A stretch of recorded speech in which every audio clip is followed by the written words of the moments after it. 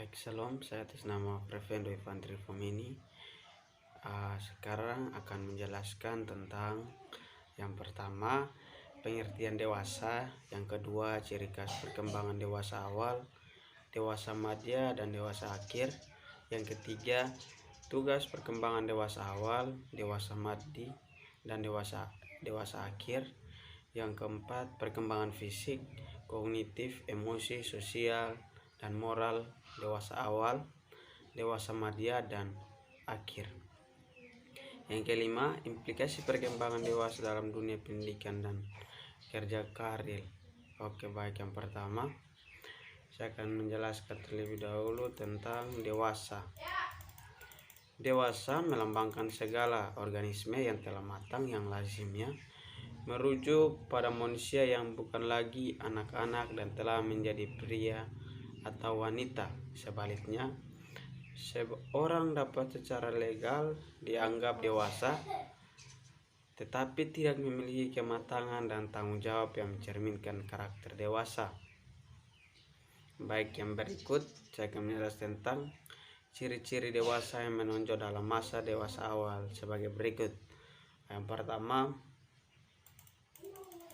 masa dewasa dini sebagai masa pengaturan. Masa dewasa awal merupakan masa pengaturan.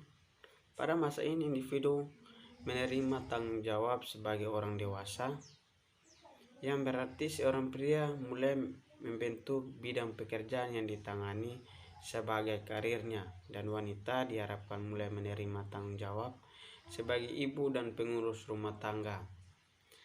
Yang kedua, masa dewasa dini sebagai unsur produktif. Orang tua merupakan salah satu peran yang paling penting dalam hidup orang dewasa. Yang ketiga, masa dewasa ini sebagai masa bermasalah dalam tahun-tahun awal. Masa dewasa banyak masalah baru yang harus dihadapi seseorang. Yang keempat, masalah dewasa dini sebagai masalah ketegangan emosional. Pada masa ini hanya individu sudah mampu memecahkan masalah-masalah yang mereka hadapi secara baik sehingga lebih stabil dan lebih tenang.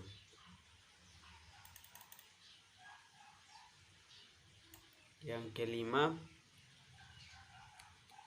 masa dewasa dini sebagai masa komitmen. Setelah menjadi orang dewasa, individu akan mengalami perubahan di mana mereka akan memiliki tanggung jawab sendiri dan komitmen sendiri.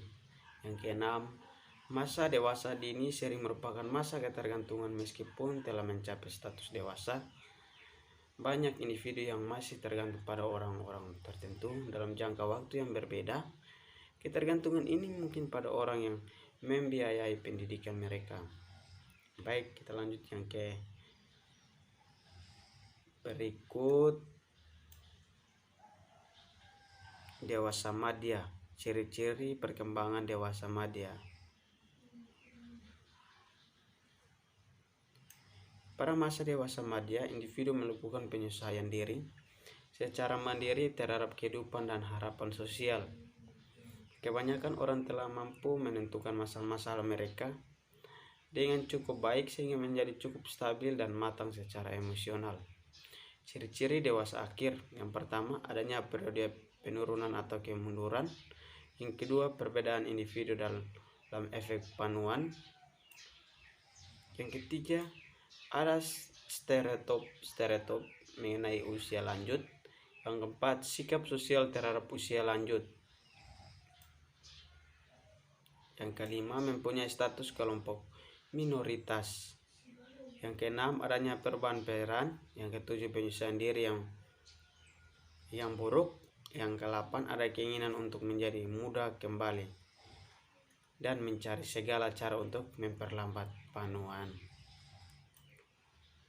Kita lanjut ke nomor yang ketiga, tugas perkembangan dewasa awal adalah menikahi atau membangun suatu keluarga, mengelola rumah tangga, mendidik atau mengasuh anak, memikul tanggung jawab sebagai warga negara, membuat hubungan dengan suatu kelompok sosial tertentu dan melakukan suatu pekerjaan. Berikut tugas-tugas perkembangan periode dewasa madya. Menjadi 4 kategori utama, yaitu penyesuaian diri terhadap perubahan fisik dan fisiologis, penyesuaian diri terhadap perubahan minat, penyesuaian diri terhadap kejuruan, yaitu pemantapan dan pemeliharaan standar hidup. Yang berikut tugas-tugas perkembangan masa dewasa akhir. Menciptakan kepuasan dalam keluarga sebagai tempat tinggal dilihat tua, menyelesaikan hidup dengan menghasilkan sebagai pensiunan, membina kehidupan rutin menyenangkan, saling merawat sebagai suami istri. Perkembangan fisik adalah perkembangan yang terkait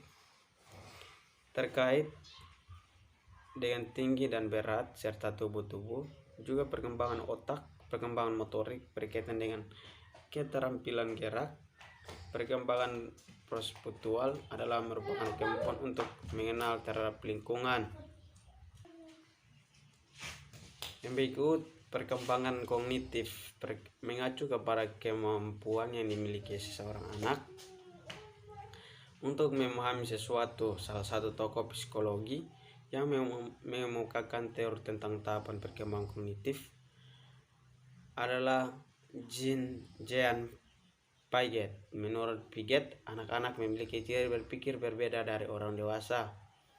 Berikut perkembangan emosional mengacu pada reaksi anak terhadap berbagai perasaan yang dialami setiap hari dan membawa pengaruh besar terhadap cara pandang penyelesaian masalah, mengambil keputusan, tingkah laku, dan menikmati hidup sebagai orang dewasa kelak. Perkembangan sosial merupakan pencapaian kematangan dalam hubungan sosial. Perkembangan sosial dapat pula diartikan sebagai proses belajar untuk menyesuaikan diri terhadap norma-norma kelompok, moral, dan tradisi, meliburkan diri menjadi satu kesatuan, dan saling berkomunikasi dan kerjasama.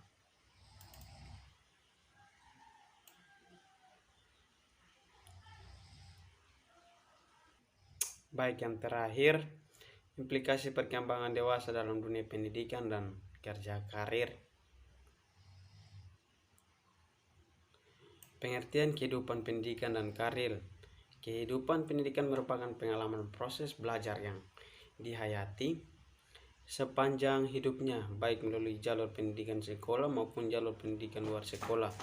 Berkaitan dengan peserta didik, kehidupan pendidikan yang dimaksud baik yang dialami oleh remaja sebagai peserta didik di dalam lingkungan keluarga, sekolah, dan atau kehidupan masyarakat. Yang kedua, kriteria kehidupan pendidik dan karir. Pada saat memasuki usia remaja telah terbentuk cita-cita saat memasuki usia dewasa nanti, sehingga pada masa remaja inilah tergambar minat mereka untuk memiliki jenis pekerjaan yang mereka inginkan. Untuk mencapai hal itu, remaja harus memiliki pengetahuan dan keterampilan yang harus dimiliki. Dan untuk mendapatkan pengetahuan dan keterampilan itu, maka remaja harus mengikuti pendidikan yang merupakan persiapan baginya untuk memasuki dunia kerja dengan pengetahuan dan keterampilan yang diperoleh selama menempuh pendidikan. Baik, sekian dan terima kasih penjelasan dari saya.